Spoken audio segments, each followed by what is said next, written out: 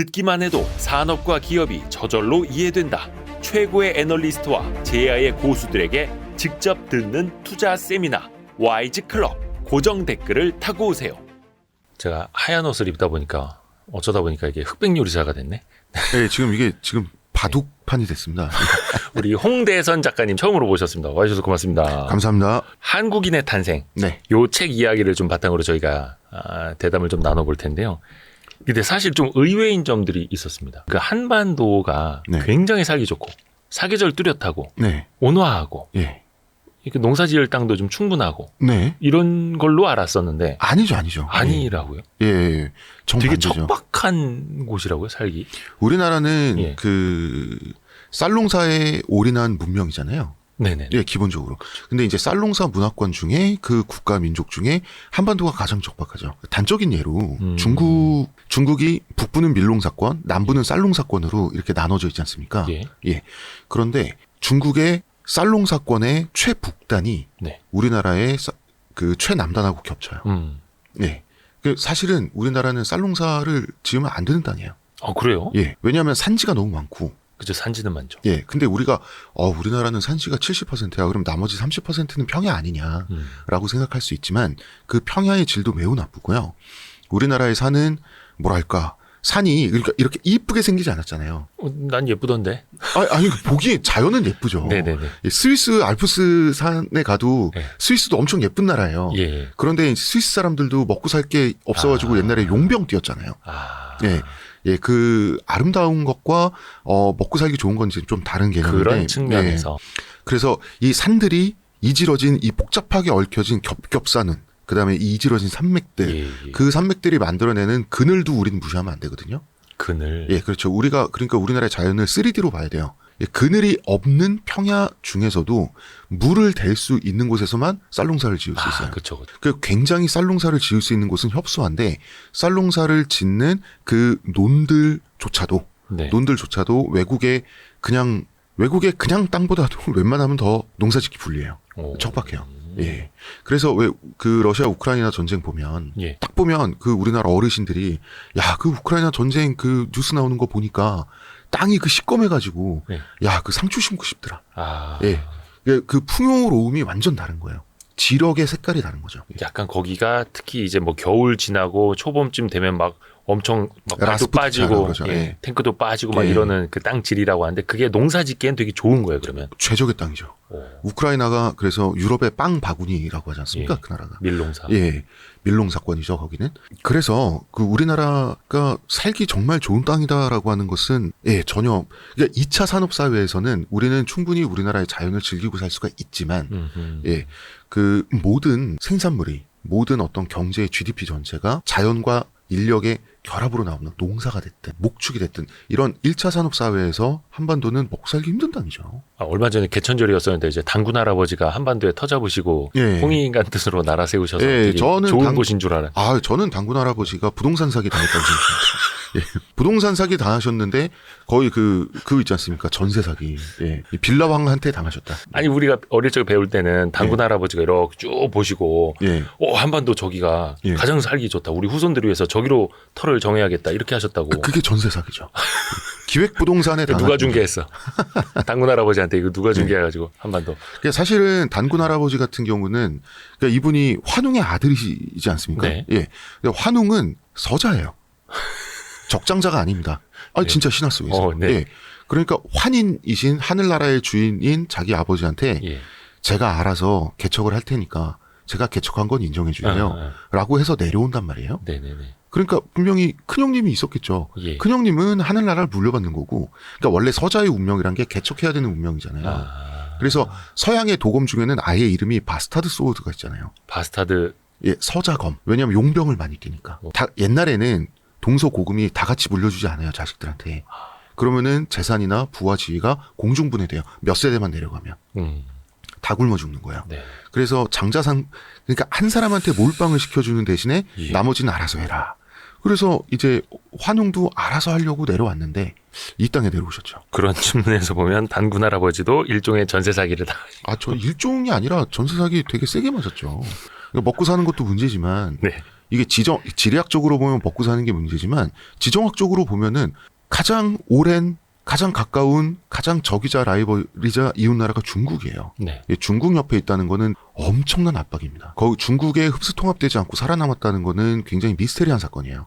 실제로 왜 한국은 중국에 흡수 통합되지 않았는가? 그 수많은 역사 기간 동안에 네. 이거는 사실은 정말 서양 역사학자들한테도 미스테리입니다. 굉장히 미스테리한 주제인 거예요. 어떻게 보면 되게 이제 중국에게는 작은 나라이고 네. 저기 이제 동북아 끝에 있는 끄트머리인 땅인데 네. 약간 관심권에서 좀 없었던 것은 아닐까요? 물론 뭐 여러 차례 공격은 있었습니다만. 관심권에 많이 있었죠. 관심권에 많이 있었고 뭐 이렇게 말씀하시는 분들이 있어요. 우리나라는 침략자들이 공격하기 힘든 땅이다. 네. 그리고 침략 루트가 사실상 하나밖에 없다. 그래서 다 압록강을 건널 때 그 맨 서쪽 압록강 그 지대로 오거든요. 왜냐하면 그 평야가 연결돼 있기 때문에 평야의 연결성 때문에 그 수십만, 백만 이렇게 되는 대군이 침략해 들어올 수 있는 루트가 사실 정해져 있어요.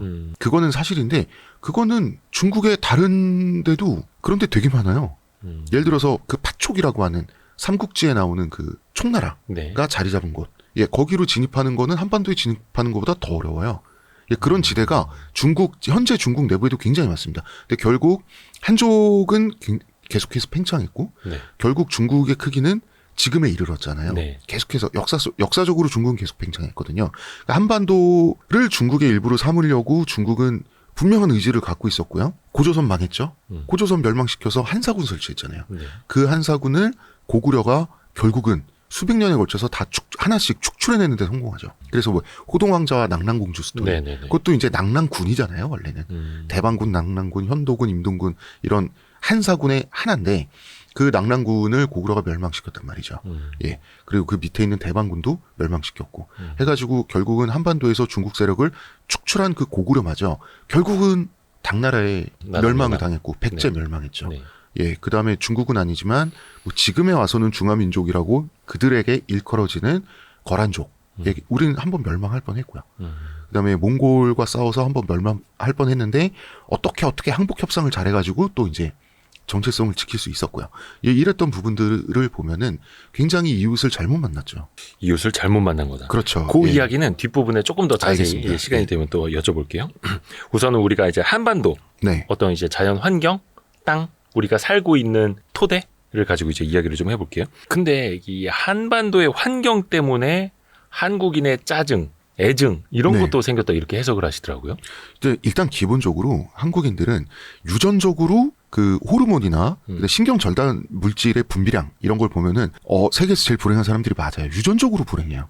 세로토닌 분비량 세계 최저예요. 아난다마이드 행복물질이라고 하거든요. 아난다마이드 수치 세계 최저예요. 저도 예전에 김경일 교수님, 인지심리학자 김경일 교수님 대담할 때 처음 그걸 알았어요. 한국인은 아난다마이드라고 하는 그 행복물질이 안 나온다고. 안 나와요. 뭐 보상을 이렇게 갖다 줘도 그때만 좋고. 그렇죠. 지나고 나서 또 다 이거 막 제가 봤을 때 그렇죠. 그래서 세로토닌, 옥시토닌 이런 그 한국인의 분비량 수치를 보면 각 하나의 항목 아난다마이드 이런 게 세계 최저는 아니에요. 그런데 합치잖아요. 세계에서 제일 불행한 민족. 종합 점수가 맥스입니다. 그게 육각형이 꽉 차 있어요. 유전적으로? 그렇죠. 유전적으로. 우리 몸에서 그냥 그런 게 안 나와요. 몸에 이제 새겨진 거야. 대한민국 사람은 행복한 뭔가 물질도 없고. 그래서 저는 그게 행복을 쉽게 느끼고 낙천적인 기질들은 우리나라에서 선조들 사이에서 더 빨리 도태됐겠구나. 그래서 불행을 잘 느끼는 그 대신 지능은 높은. 우리나라 사람들이 IQ 검사하면 세계 1등 나오잖아요. 지능은 높은. 하지만 불행은 잘 느끼는 그런 사람들이 유전자를 많이 남겼을 것이다. 그렇지 못한 사람들은 도태됐을 것이다. 아니 그러면은 이게 한반도라는 자연 환경하고는 어떤 이유가 있는 거예요? 일단 대한민국 사람들이라면은 행복감보다는 뭔가 이제 불안감을 더 많이 느끼고 그렇죠. 주변 사람하고 이제 비교하고 그럼요.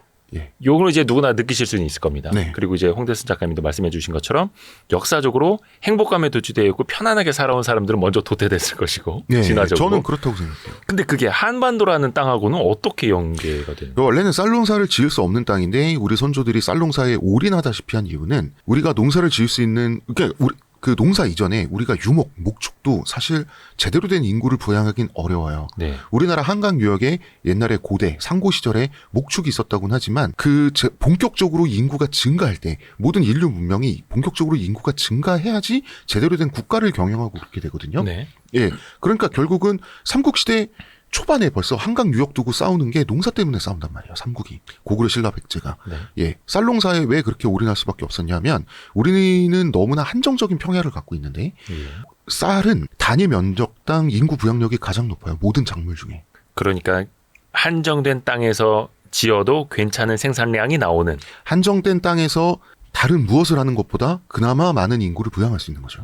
예. 그래서 쌀을 선택할 수밖에 없었다. 예, 쌀을 선택할 수밖에 없었다. 그리고 세계에서 가장 오래된 쌀 농사 흔적이 우리나라에서 발견됐거든요. 예, 그만큼 우리나라는 쌀에 진심인 문명이었던 거예요. 그리고 이제 또 쌀에는 장점도 있지만 문제점도 있습니다. 네. 물을 많이 잡아먹어요. 그렇죠. 물을 가둬놔야 되니까. 예. 그런데 마침 우리나라는 물이 풍부한데 논에 물을 대는 것, 예. 그 다음에 논에서 일을 하는 것. 예. 쌀은 가장 노동집약적인 작물이에요. 손 많이 가죠. 가장 손이 많이 갑니다. 그렇기 때문에 쌀 농사를 짓기 위해서는 노동력들이 뭉쳐서 같이 한 공간에 살고 있어야 돼요. 모여야죠. 모여 있어야 돼요. 이게 우리나라의 전통적인 농경 말들이 되는 거거든요. 그렇지만 우리나라는 굉장히 척박하기 때문에 남들보다 내가 뒤처진다라고 하는 것은 사실상 굶어 죽는 것을 의미해요. 왜냐하면 일본만 해도 기본적으로 이모작이라고 해요. 사실은 네. 기작이란 표현을 쓰는 게 맞지만 쌀농사를 짓는 다른 문화권에서는 정말 우리나라를 제외하면 이 기작이 기본이에요. 한 해에 쌀을 2번 생산합니다. 네. 삼모작하는 데도 많아요. 사모작하는 데도 가끔이지만 있습니다. 우리는 사실상 1기작이 아니라 0.8기작, 0.7기작이죠. 왜냐하면 정기적으로 가뭄이 찾아오고 풍년이 들어도 춘궁기는 찾아와요. 춘궁기. 네. 춘궁기란 건 뭐냐면 우리나라의 이제 농사 주기를 알아야지 우리나라 사람들이 한국인의 식탁을 알 수가 있는데 네. 쌀 농사를 짓고 이제 추수를 합니다. 네. 그 추수한 자리에 바로 보리를 심어요. 예. 보리를 심고 이제 보리가 여물 때까지 기다려야죠. 그 쌀을 이제 겨우내 그 쌀을 먹습니다. 그 쌀로 밥을 지어 먹고 그 쌀이 아주 풍년이 아닌 한 그 쌀은 봄에 떨어집니다. 네네네. 3월에 떨어질 수도 있고 4월에 떨어질 수도 네. 있어요. 5월에 떨어질 수도 있죠. 근데 보리가 여무는 시기는 6월이거든요. 지방마다 차이는 있습니다만 대체로 6월이거든요. 그래서 5월부터 보리가 여무는 6월 초중반까지 이때를 춘궁기라고 하거든요. 이 춘궁기를 나기 위해서 나물을 먹는 문화가 생긴 거예요. 우리나라. 나물. 예. 그리고 이제 우리나라는 이제 고사리 같은 거, 그다음에 두릅나물 같은 거, 네. 예, 명이나물 같은 거. 고깃집에서 명이나물 많이 나오잖아요. 네네네. 원래는 산마늘이라고 하는 건데, 얘네들은 다 독이 있습니다. 아, 독이 있어요? 명이나물에? 그럼요. 다 독이 있어요. 우리나라 나물에 대부분 독이 있어요. 독초예요. 그래서 우리나라 사람들이 일상적으로 먹는 고사리 같은 거 있잖아요. 예. 예, 그거 외국의 마트에 진열이 금지되어 있는 나라들도 많고요.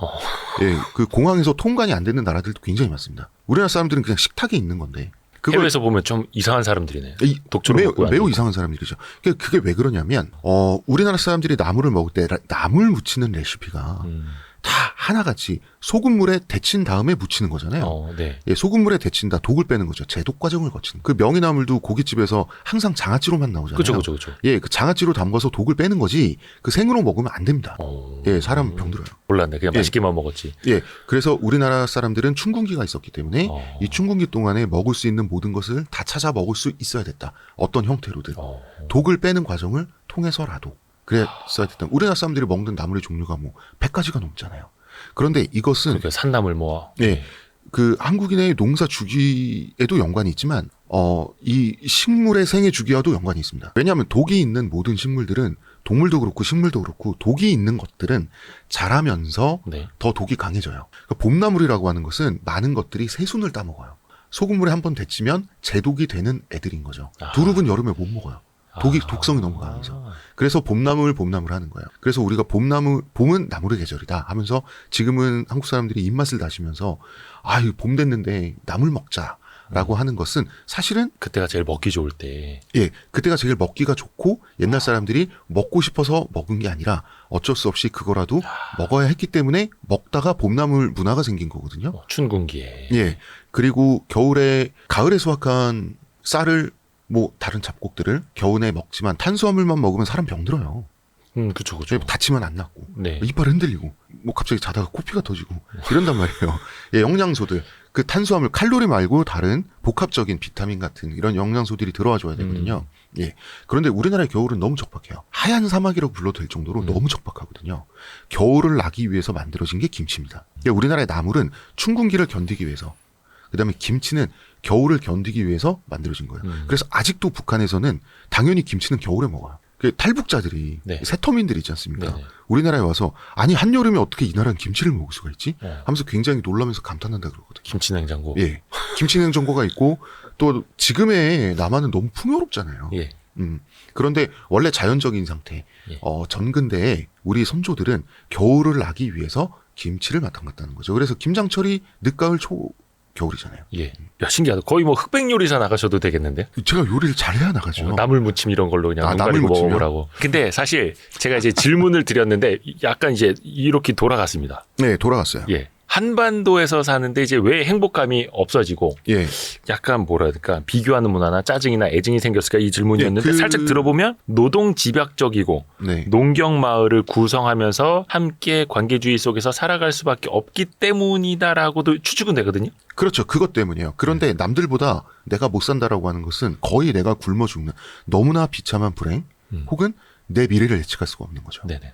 쌀농사는 노동 집약적이기 때문에 네. 이웃들이 필요해요. 그래서 우리 옛날에 흑백사진, 기록사진 보면 품앗이 할 때 그죠.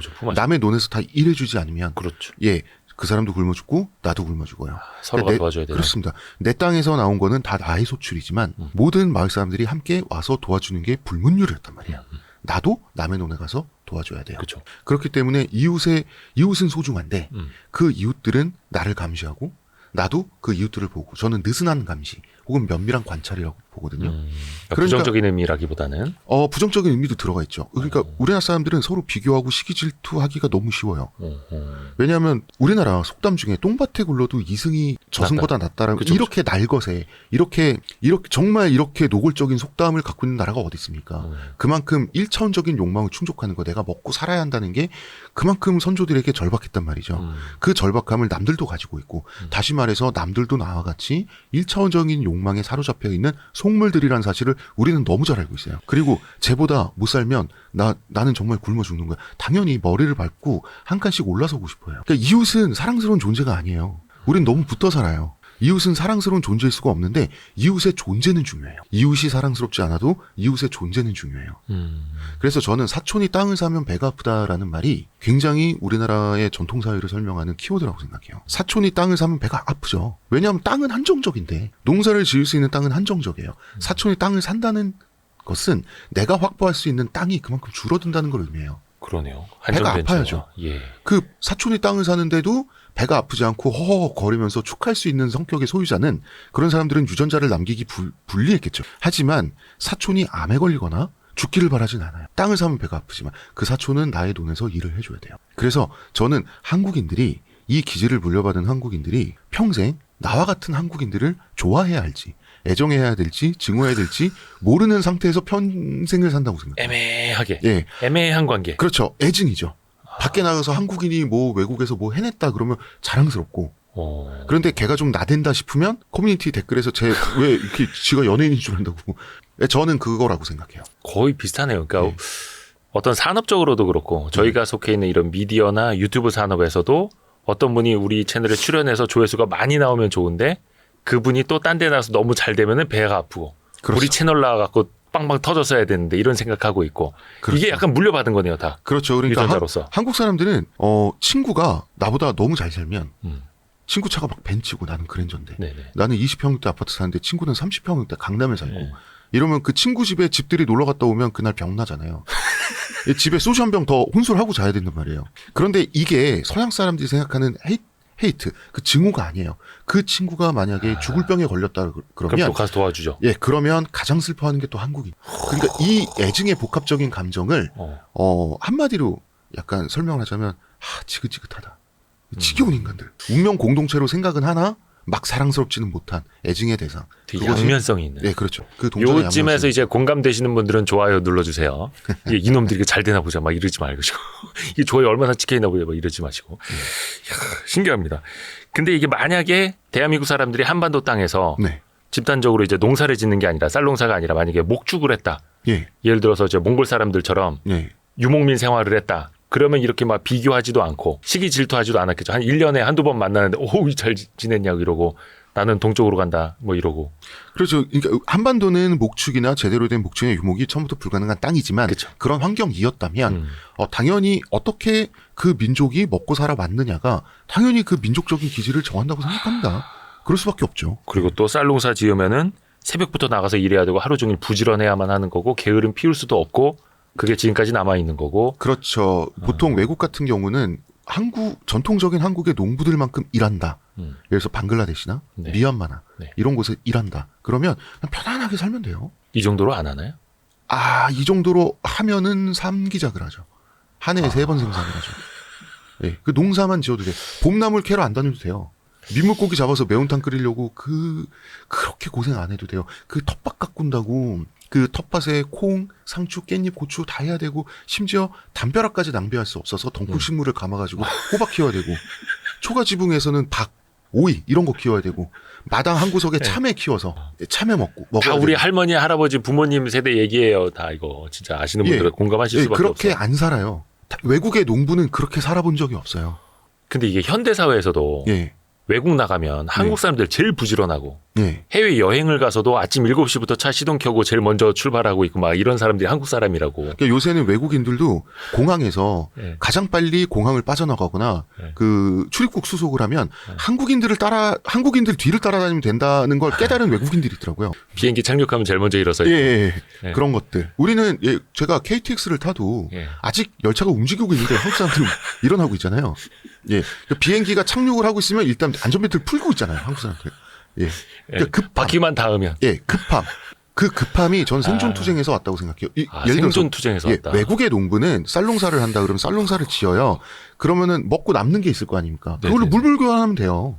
한국에 그만한 양의 쌀이 안 나와요. 2배, 3배 힘들게 일해도. 그래서 나올 때 지어서 쟁여놔야 되고. 그럼요. 그걸 이제 생존투쟁이라고 표현을 하시네요. 생존투쟁. 그리고 그 몸에 어떻게라도 영양소를 만들어서 공급하기 위해서 전 세계에 하나밖에 없는 김치라는 형태의 발효식품을 만든 거잖아요. 김치를 그렇게 힘들게 담가야 됩니까? 보통 동물성 발효식품은 굉장히 외국에도 발효 있어요. 동물성 발효식품이에요. 다. 예. 식물을 발효해서 실시간으로 생으로 먹는다는 게 이상한 거예요. 보통 식물은 다 피클로 만들어요. 예. 근데 피클은 그 식물을 죽이는 행위잖아요. 딱 고정시키는 거잖아요. 피클은 그래서 유통기한이 20년 이러잖아요. 안 썩어요. 죽여서 고정시키는 건데. 근데 피클은 정적인 거예요. 김치는 살려서 계속해서 변화시키는 거 동적인 거죠. 겉절이가 있고 상태가 변하니까. 예, 겉절이가 있고 잘 익은 김치가 있고 신김치가 있고 묵은지가 있잖아요. 네. 예, 그다음에 음식물 쓰레기 봉투로 가는 그 전체 단계가 있잖아요. 왜 그렇게 살려서 김치를 만든다는 건 엄청난 노동량이 들어가는 거예요. 왜냐하면 땅 파서 김치움 만들거나 장독대 묻기 위해서 땅 파야 되죠. 그 장독대 사거나 만들어야 되죠. 신기합니다. 그래서 생존투쟁을 할 수밖에 없었던 한반도에서의 삶이었고, 얼마 전에 저희가 또 그 사우디아라비아의 문화에 대해서도 배워보는 시간 가졌었는데 네. 거기는 뭐 기름이 팡팡팡팡 나고 나라에서 막 도와주고 하니까 그냥 국민성 자체가 게으르다고. 근데 우리 입장에서 봤을 때 이제 게으른 건데 그들이 봤을 땐 그게 또 당연한 거잖아요. 그 옛날에 90년대에 우리나라 어르신들이 네, 마을 단위 어르신들이라고 하면 안 돼요. 어르신들. 네. 예, 우리 마을 단위 혹은 대가족 단위로 동남아 여행을 그렇게 많이 다녀오셨어요.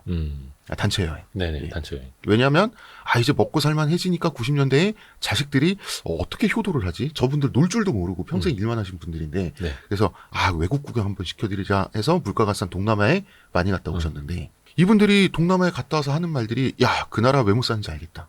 사람들이 너무 게으르더라. 아하. 그리고 2000년대에 이제 유럽의 대학생들이 배낭여행을 갔다 오기 시작합니다. 그렇죠. 예. 갔다 와서 역시 선진국 맞더라. 왜? 그 나라 사람들은 여유를 즐길. 똑같은 말인데. 예, 몸동작이 느리더라. 네. 그러니까 이게 후진국이니까 게을러서 쟤네 못 사는 나라 이렇게 보이고 예. 선진국이니까 역시 선진국은 걸음걸이가 한국 사람보다 느리구나. 여유를 즐길 줄 알아서. 아니에요. 일은 원래 한중 일만 하는 거예요. 세계는 우리를 속이고 다 놀고 있어요. 걸음걸이가 예. 한국만 이래요. 그러니까 일본만 가도 걸음걸이가 우리나라보다 여유롭거든요. 그래도 일본 사람들이 유럽이나 남미나 아프리카나 동남아 딴 데 비하면 이런 기준에서는 일본 사람들이 개미로 보이는 거예요. 우리는 약 먹은 개미. 약간 뭐랄까 약간 버섯 같은 부스터 주입당한 개미. 좀 잘못돼가지고 모에 좀 감염돼가지고 다른 개미는 이렇게 지나가는데 이런 개미 예, 그런 거예요. 너무 공감되지 왜? 네. 그러니까 이게 해석의 차이만 있을 뿐이지 세계는 멀쩡해요. 아, 세계가 멀쩡한 거예요. 예, 한중일이 이상하고 그 중에서도 한국이 그렇죠. 더. 예, 세계는 멀쩡해요. 우리만 이러는 거예요. 예, 세계는 괜찮습니다. 세계는 걱정하지 않아요. 여러분 행복하시죠? 우리만 걱정하면 돼요. 여러분 행복하시죠? 예, 행복하셔야 됩니다. 우리는 우리만 걱정하면 됩니다. 예. 예. 우리는 근데 나름 이 안에서 이렇게 해서 잘 살아온 거잖아요. 생존에 성공한 거지 행복하게 살아온 건 아니죠.